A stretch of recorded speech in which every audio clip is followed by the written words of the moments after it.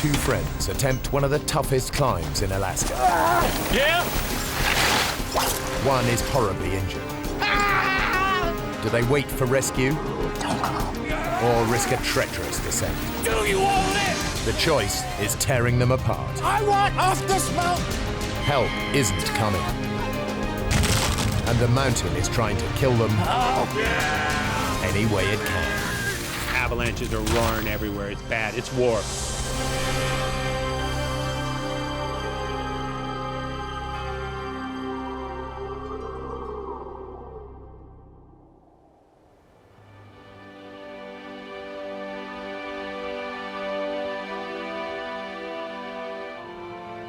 Denali National Park, Alaska.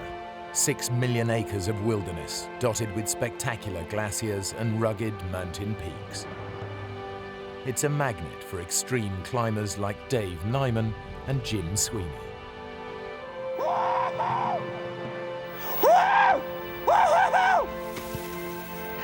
Man, you should see the view from here!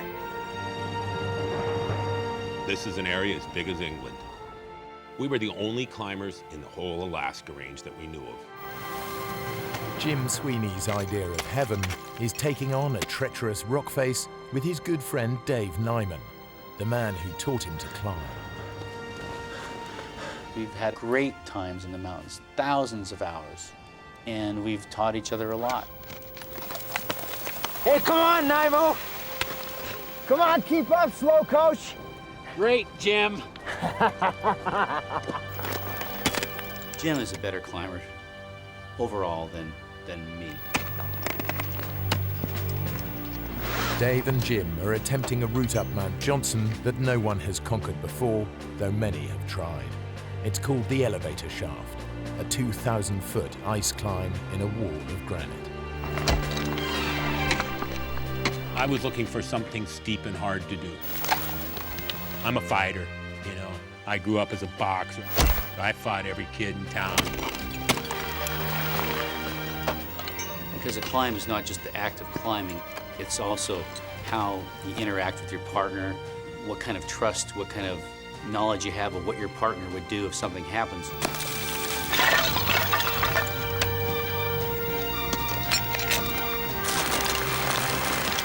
Jim's taking out the rope and he's moving fast.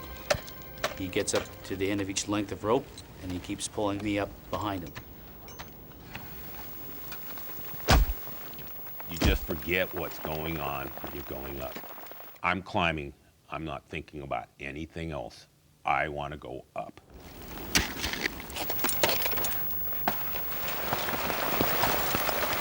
Hang on, Dave. Gotta get past the snowballs. After 2 hours of fast climbing, Jim reaches a bulge of snow above him.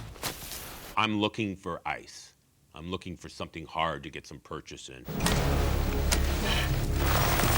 No! I was just kind of hunkering down, trying to keep snow from hitting me as he was fussing around up there. You're thrashing me, Jim! He's hollering at me, you know, and it's just constantly the snow's going down. Have you hit anything yet? This is nowhere, Dave. If I can't find some rock and ice to climb onto, I'll come down.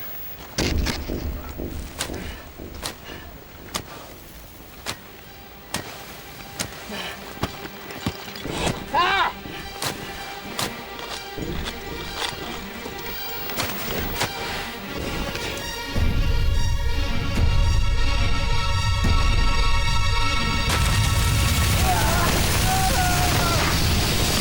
Cold wave of snow in a kind of a hissing roar that just whooshes by.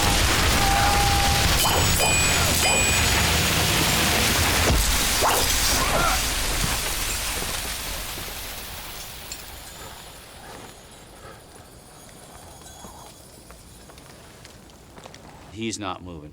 Jim! I'm coming, Jim. Just hold on. He's about 100 feet down below me. I knew I had to work fast. At this point, I don't know what kind of shape he's in. I don't know if he's choking, if he can't breathe. At that point, I know I have to move really quickly to get to him. Jim? I can see blood trickling out of his nose and his mouth and his ear. Jim?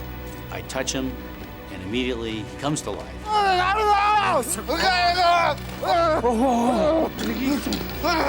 Jim, stay with me. Jim! I'm gonna get you down! Jim? Stay with me! I had to transition from being more or less the follower to being the leader. I knew everything was up to me from now on.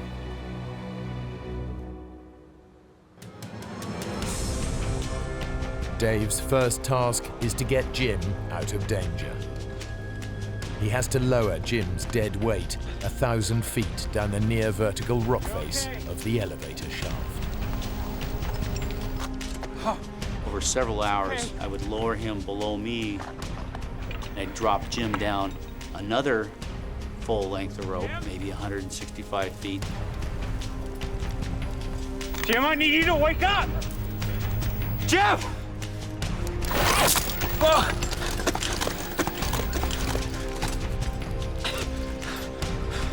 Okay, here we go. We're going again. It takes Dave the best part of 5 hours to lower Jim down to relative safety. Last bit, Jim.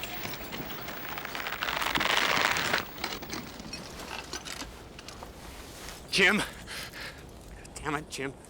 Stay with me. Stay with me, Jim. I have no memories of the fall whatsoever, none. The first thing real I remember was Dave screaming at me. Wake up!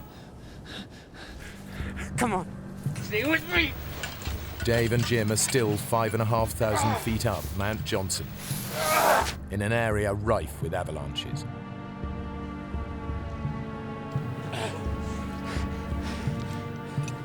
Battling deep snow and fading light, Dave drags Jim back to where they'd stashed their equipment. Jim has dislocated his hip. He drifts in and out of consciousness. Now Dave has to find a way of surviving the night. I dig straight into the hillside and move the snow from this 45-degree face. He digs a snow hole. The snow will insulate them from the plummeting temperatures of the oncoming night.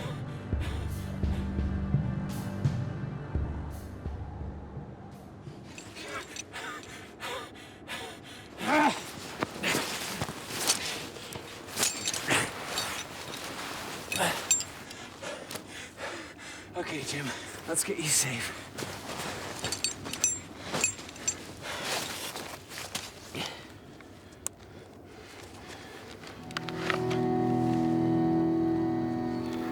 Jim's helmet's virtually shattered, and he's not moving.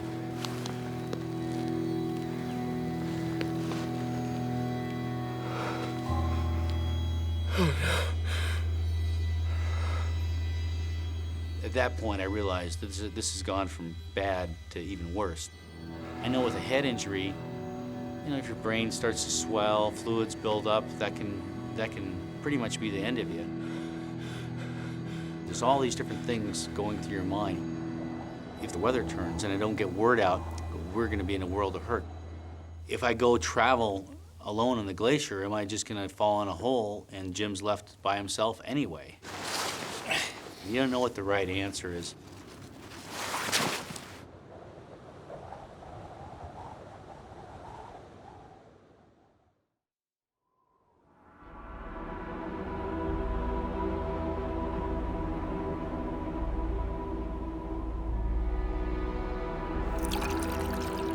By morning, Jim is semi-conscious, and Dave has made a decision. He's going for help. Do you think you can light the stove? Don't go. Next thing I remember was in the morning, Dave's talking to me. He's telling me he's gonna leave. I told him, I don't want you to leave me. Don't leave me. I gotta go, Jim. I'm going for help. There's a ski hut up the gorge. Maybe there's people there.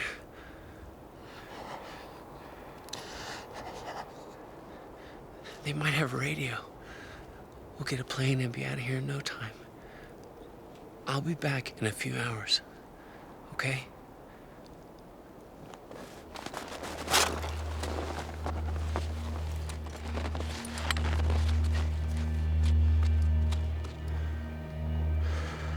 Leaving a partner in that kind of situation is, you might come back and he'll be buried or he'll be dead.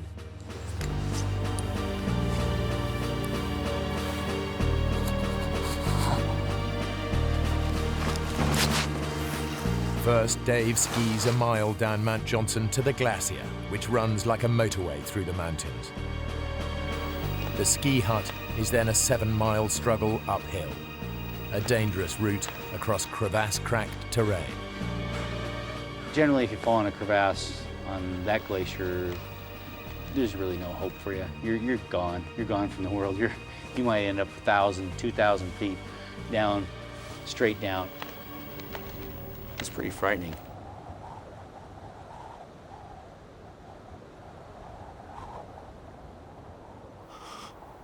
I don't know who I am. I'm freezing. My forehead's on fire, my body's cold. I'm laying there, I'm pounding, my heart's just going boom, boom, boom. The whole body's just going boom, boom, boom.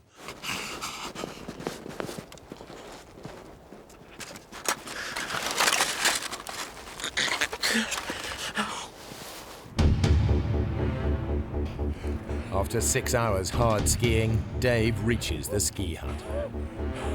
Help!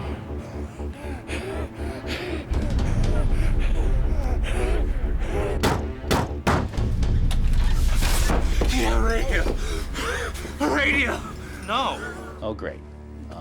That means there's no cavalry coming today, and we can't just pick up the radio and call a plane passing overhead. Come and sit down. The group of skiers are on vacation. One of them is a paramedic. He agrees to go look for Jim. I'm greatly heartened by this, but I am shot. Just stay here and rest up. We'll see what we can do. And I told the 2 skiers leaving, if they don't get to him tonight, they'll probably freeze. You're clear about where he is. You sure you can find him? We'll just follow your tracks. It's okay. Hey, be careful with him.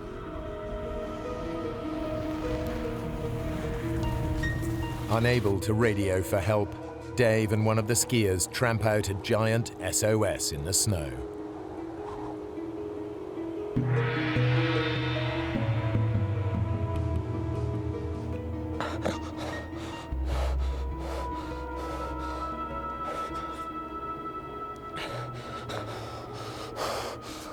I can remember my fevered brow in the snow and still being warm, but my body freezing. You know, I can remember that feeling.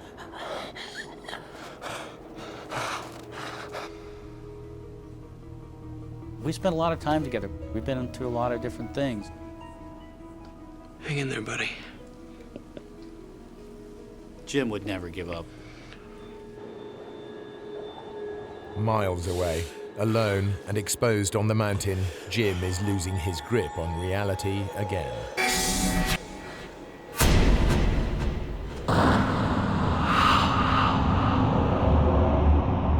Black dreams, just as black as can be, you know. I didn't know who I was with, where I was at. I didn't even know I was a climber.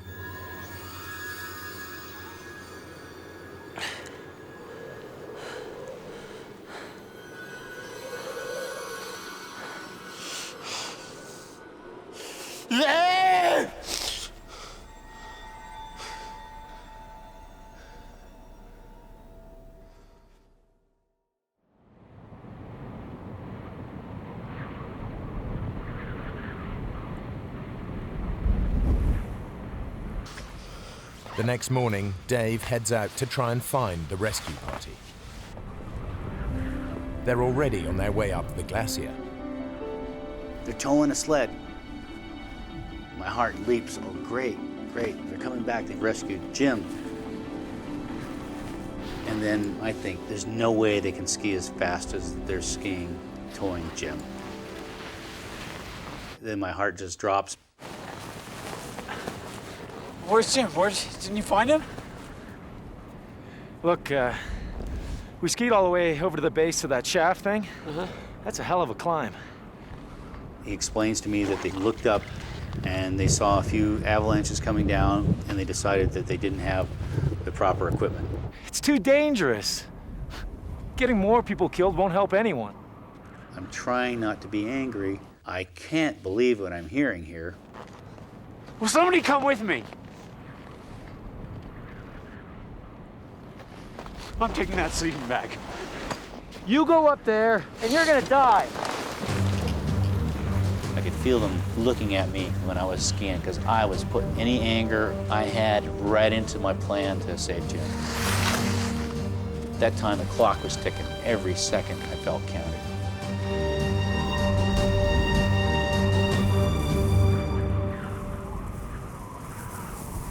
Eight miles away, Jim is being buried by snowslides.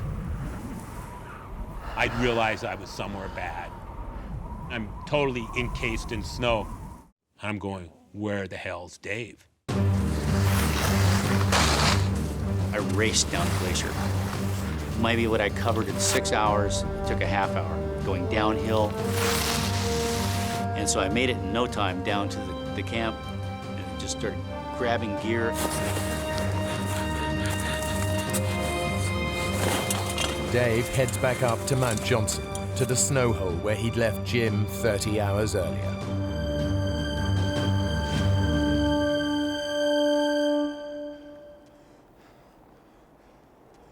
Jim!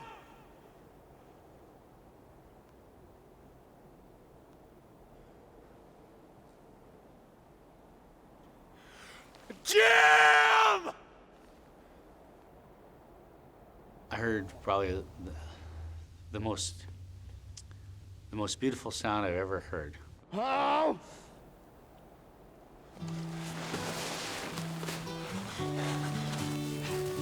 Oh! And I'm screaming, and I hear Dave. Jim?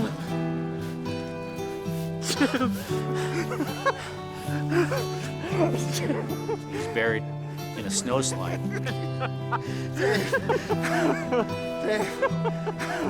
Buddy was smiling, just dumb and as happy as you would expect a person in his predicament to be.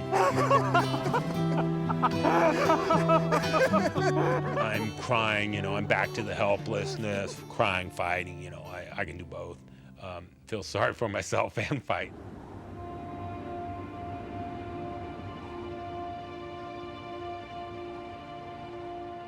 Dave pitches the tent near the snow hole, and at last Jim gets the opportunity to warm up. This is a nice, big, warm sleeping bag. Jim, I need to take a look at your hip. I think it might be broken. I know my hip's busted, you moron. I can take care of my hip. I'll stay in the bag, and you can pull me out of here. I don't believe that I have the ability to move Jim out of this area. Skiing off by myself, that's one thing, but I can't drag you out of here. I can't do that, Jim. Listen, there are people at the ski hut. They know we're here. Let's just hunker down and wait for help to come. Hey? Positively, 100%. He was waiting to get rescued. Dave's waiting for the rescue to come.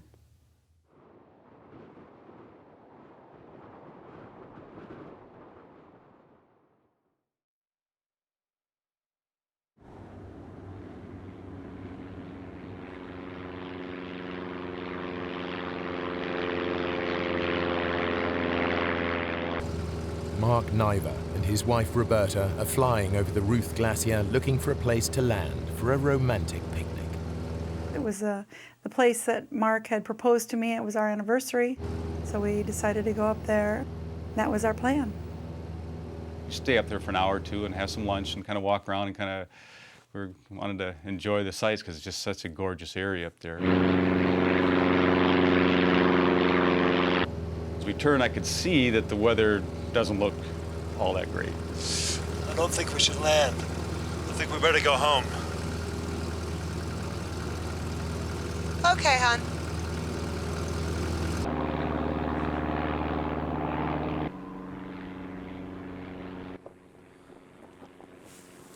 Jim, do you hear that? Jim, come on, man, there's a plane. And I figured it'll see the SOS. We'll be out of here in no time.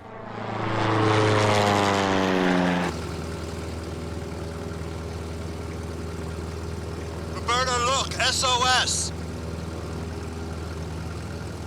We gotta go in. No, we don't, Mark.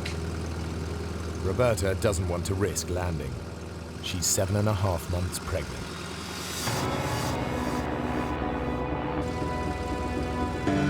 What are you doing? You just said we shouldn't land here. It's an SOS, we have to land. She's nervous, obviously, and she's telling me, Mark, we can't land. She's kind of hollering at me. It's somewhat distractive as I'm lining up to land.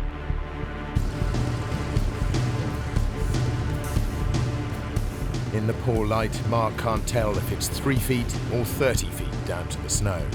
He tries to abort the landing.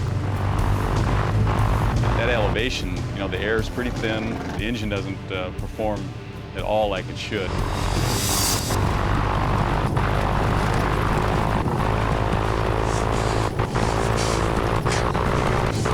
Mark! So I grabbed my stomach and held on.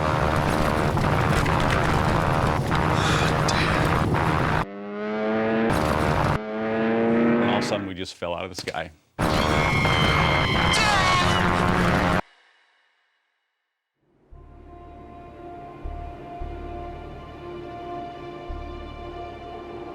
Dave and Jim remain stranded halfway up Mount Johnson. Unbeknownst to them, Mark and Roberta Niver's plane has crashed 8 miles away. Their attempt to help has only made things worse. Fortunately, the shelter of the ski hut is close at hand. Living in Alaska, things happen. You just have to adapt to what your situation is. Whoa, where'd you come? Can you help, please? The baby is still moving, but Roberta has ruptured 2 discs in her back. I had to pull within myself. It was already a very scary situation. Tried to remain calm and tried not to dwell on what if. I was afraid if I started to think what if, I'd be in trouble. We saw that SOS. Is it yours? No. Hey, sit down. It's a long story. Mark gets all the details of Jim's climbing accident and Dave's determination to rescue him. Immediately, I'm thinking of those guys. I mean, the snow's falling, the wind's blowing. They're on some side of a mountain someplace, and who knows what condition. With hope of rescue dwindling, Dave and Jim resign themselves to spending another night on the mountain. As it gets darker, I can hear the snowflakes hitting the tent. They're huge. We're in no man's land.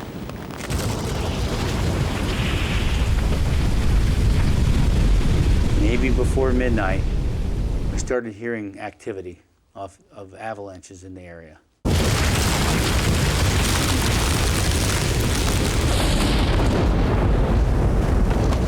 Dave! Wake up! Wake up, Dave! I'm screaming at Dave as loud as I can. Wake up! All of a sudden, it sounds like jets are coming.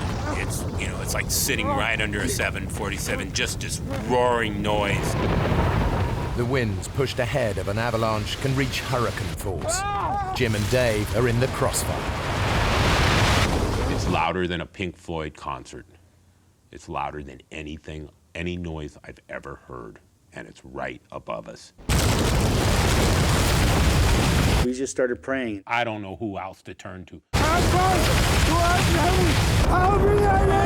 It's in the tent. It's around you. It's inside my sleeping bag. We really thought this was it. We thought this was the end.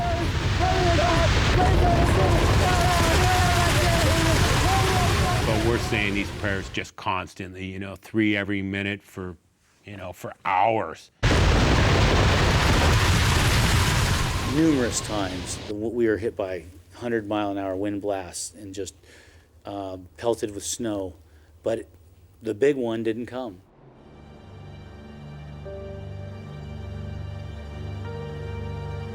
Mayday, mayday, mayday. This is Piper 173 Alpha.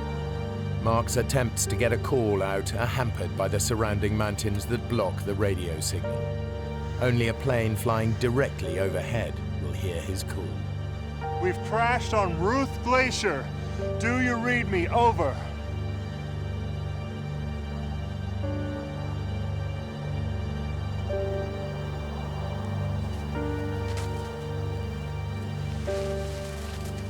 I'm still amazed to this date that we're still around after that night.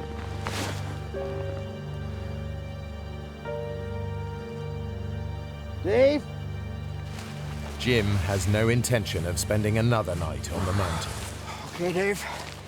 I'm ready to go. Let's go. We can't just stay here. We're sitting ducks. You gotta haul me out.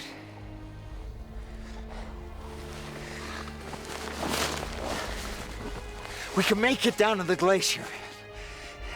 Someone will see us there, man. No one will see us here. Jim, would you look? It's too steep. I didn't think I could do it. Even if we cut across, we could start an avalanche. I'm pissed because we're going nowhere. What are you doing, Dave? I'm looking for a safe spot. Come off it.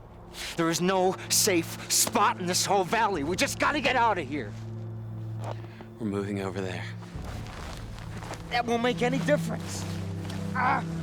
He puts me in the bivy sack to haul me over there. I don't like anything to do with this. I set up the tent in this new location, and I feel pretty good about it. I said, Jim, your worries are over, buddy. We're good here until rescue comes. You're dreaming. You know, you just cut the bull. Quit acting all mellow.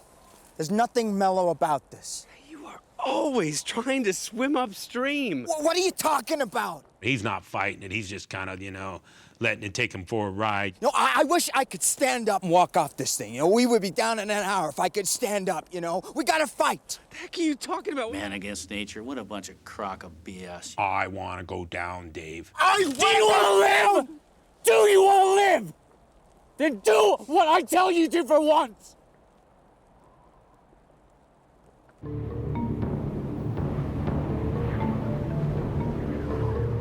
At the ski hut, they're no closer to alerting a rescue party.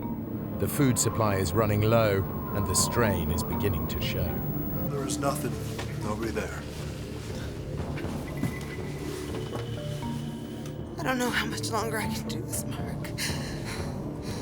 I'm sure somebody's made contact that we're missing, but they don't know if we're dead or alive. This is the 6th night on the mountain, and it's still snowing heavily. Jim and Dave are now holed up in what Dave believes to be a sheltered spot. And we might get a little bit of a blast. Nothing like the night before.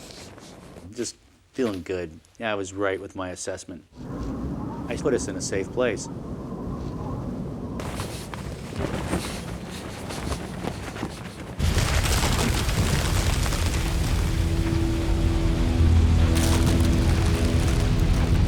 Well, early in the morning, maybe 2 a.m., we heard a roar. Oh, what the hell is that, Dave? Wake up! There's a sickening, cracking rumble, explosions, boom.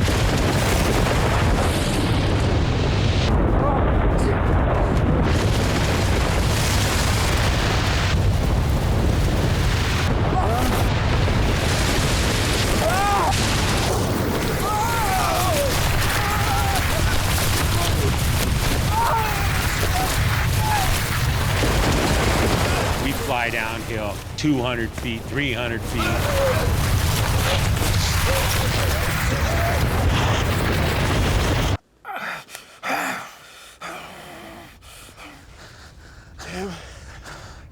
Jim, are you okay?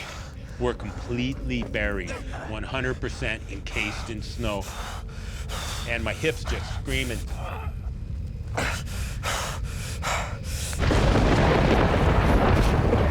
I can feel the pocket.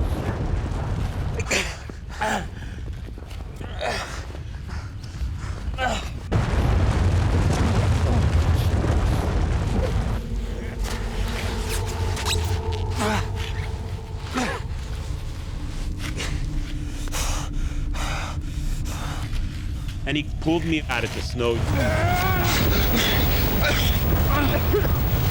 He lays me out on the ground in the sleeping bag, and I'm just laying there. The avalanches are roaring everywhere. It's just as bad, you know, bad. It's war.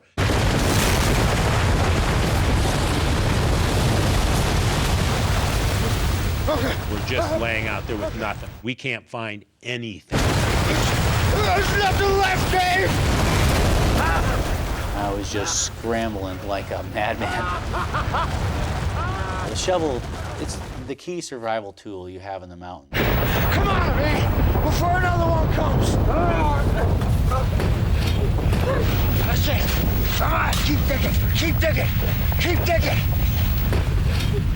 I'm just thinking the next avalanche is coming and the next one's taking us down the hill.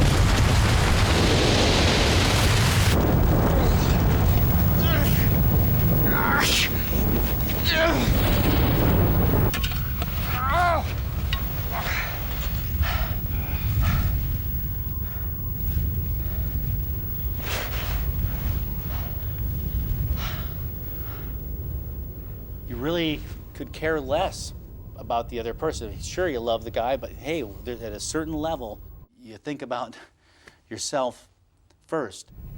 I will clamp myself, I'll chain myself to a leg, I'll bite it off, I'll crawl down here and kick his ass if he leaves me. There's dark thoughts, darkness that creeps in a survival situation. I don't have to be here. I'm mobile. Why the hell don't I just get out of here?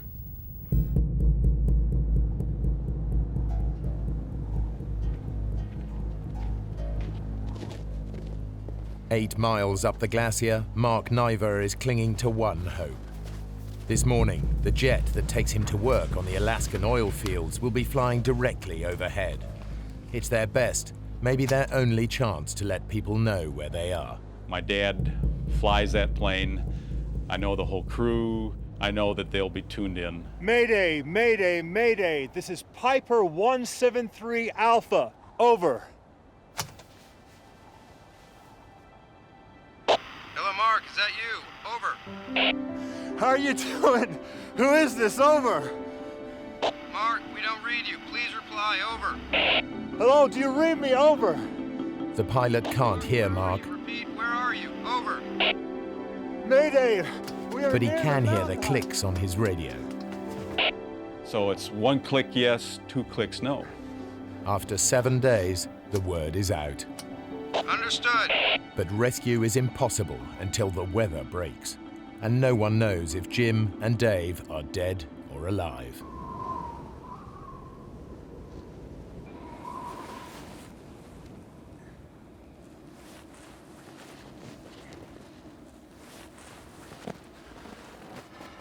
I was so whooped by the avalanches from the night before. It was like someone pointing a gun at your head, clicking the trigger, shooting it, and just missing your head. And it was like that for hours. When you looked at him, you just looked at this sagging face, uninspired, totally whooped man. Hey, Dave. Stop snowing, right?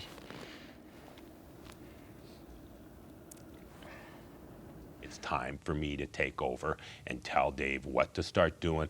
This is a tricky situation for me. I'm pissed, but I can't give him a bad time. I want to go down. I have to work with Dave. What do you want to do? You want to go back to the base camp? Get some more food? More equipment? I wanted to go, but I knew if I left, I would not come back. I had a chance to look myself in the eye and say, what's really important to you? And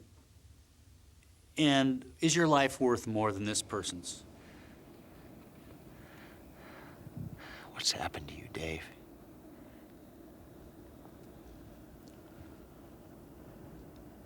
I'll tell you what. You get me off this mountain, I will buy you the biggest, juiciest steak you've ever seen in your life at the Double Muskie. What do you say?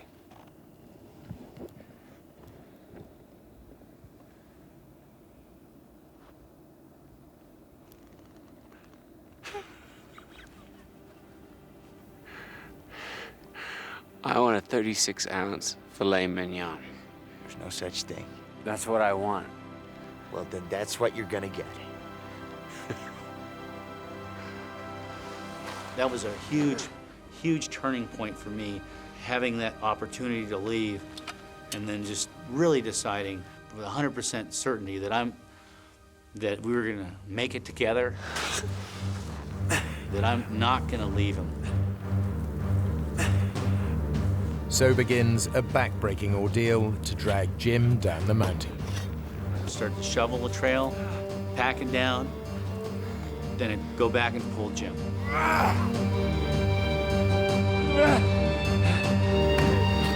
You're doing it. See, I told you could do it. I love you, Dave. This is the most focused I've ever seen Dave in his life. He's really getting it together.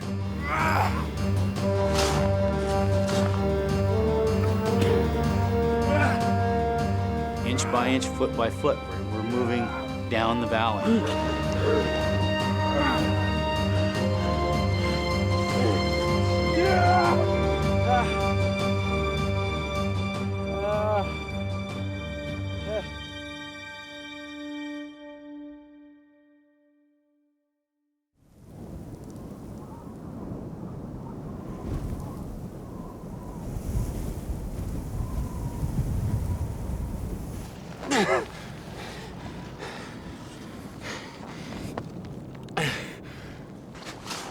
After 17 hours, they've gone less than half a mile closer to the glacier.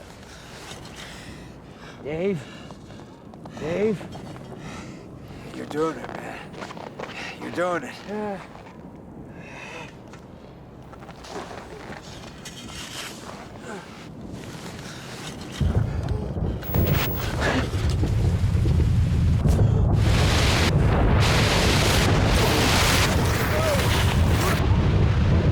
All of a sudden, we're flying downhill.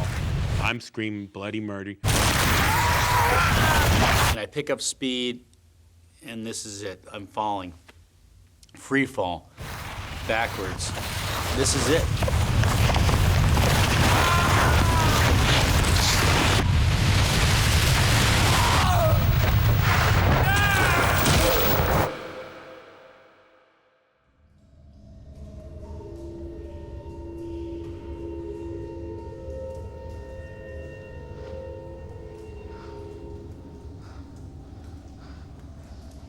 Jim's luck has held. He's been caught on a ledge 30 feet below the surface.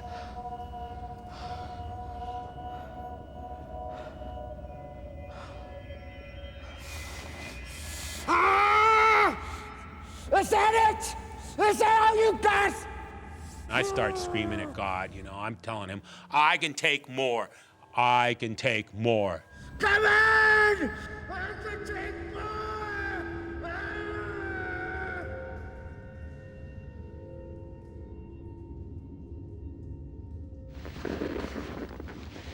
Dave has been swept far deeper into the 500-foot crevasse. I just barely avoided going down to the bottom. You could kind of see 300-400 feet down it. Come on! I can take more! Jim.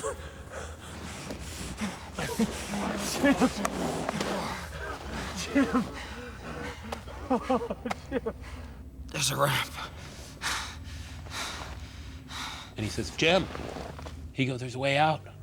We can make that, Jim. We can make that. Ramp must have been about 70 degrees.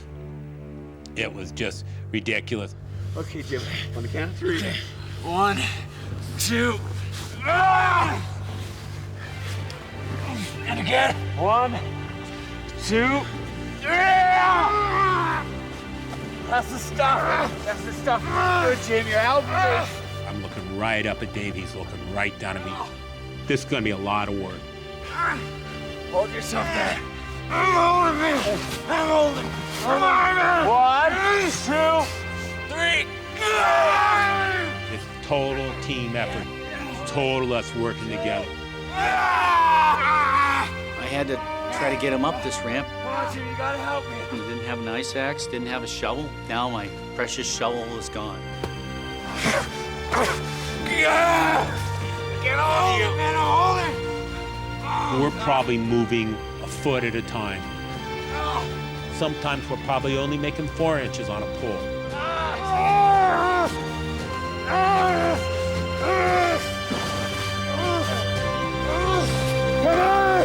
Come on, Jimmy, we're nearly there.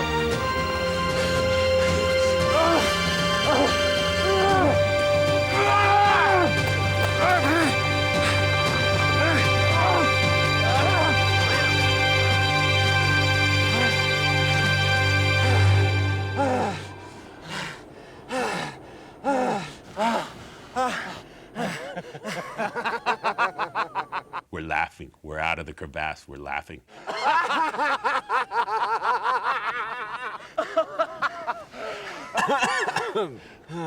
Dave, there's the glacier.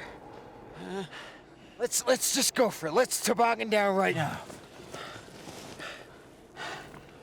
No. No way. It's too steep. It's full of crevasses. I'm feeling invincible. I can slide over crevasses. Nothing's gonna kill me.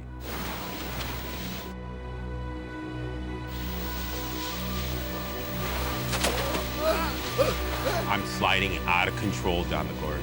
I feel like I'm sledding as a kid. As soon as I got over 1 mile an hour, it just took off like a rocket.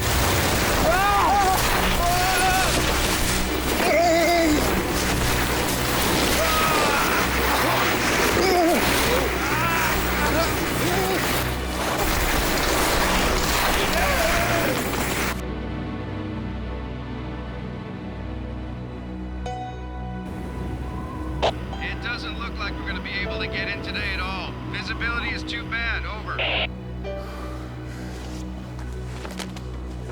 So I go back up to the mountain hut, and everybody's got this hopeful look on their face. Looks like they're not going to be able to come in today. That's great. When I think back, it's amazing I remained as calm as possible until I started crying. I just started losing it.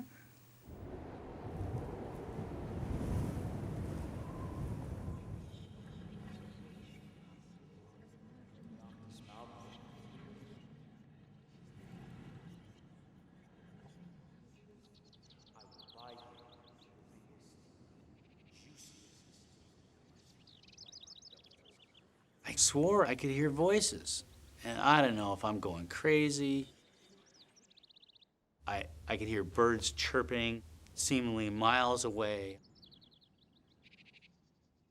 I could hear the tinkle of the snowflakes as it hit the snow.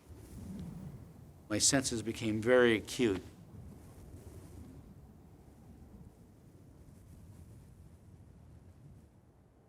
Jim and Dave have finally made it to the glacier where they can be seen. It may be too late.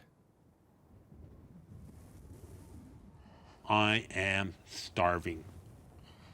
I haven't eaten but a few tablespoons in the week and maybe had a couple sips of water.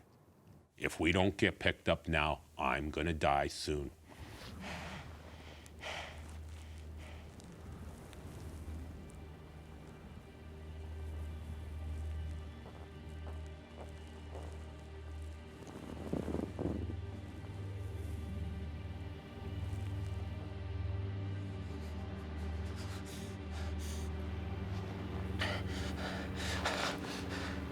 Now you're an airplane.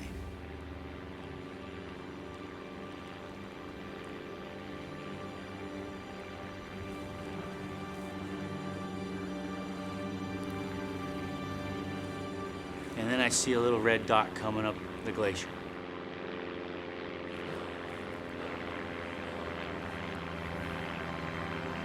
A brief and almost miraculous break in the clouds has made rescue possible. That was a great moment. It was really hard for me to, of course I broke down and cried at that point. And You did it, Dave. You did it. It's the best sound I've ever heard in my life.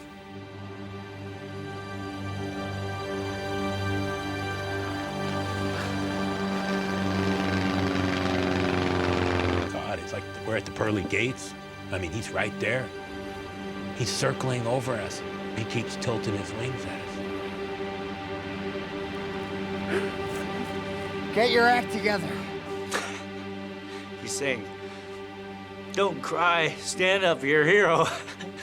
And so he's telling me all this stuff of how to act, you know, you saved my life, you're a hero. You don't want to be blubbering when the helicopter comes. Shut up, Jim.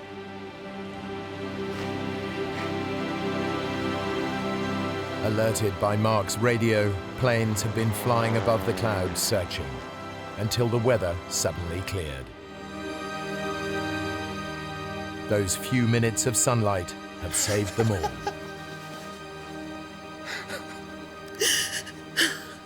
And when I got off the helicopter at the hospital, we could see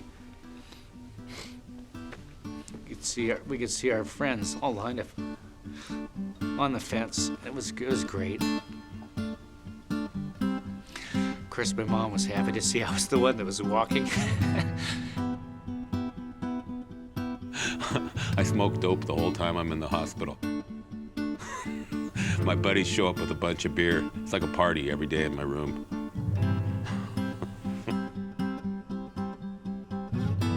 8 weeks later, Roberta gave birth to a healthy baby boy. Though Jim never fully recovered from his hip injury, it didn't stop him climbing. Dave is now a father and doesn't climb as much as he'd like to. For his efforts to save Jim, Dave was awarded the Carnegie Medal for bravery.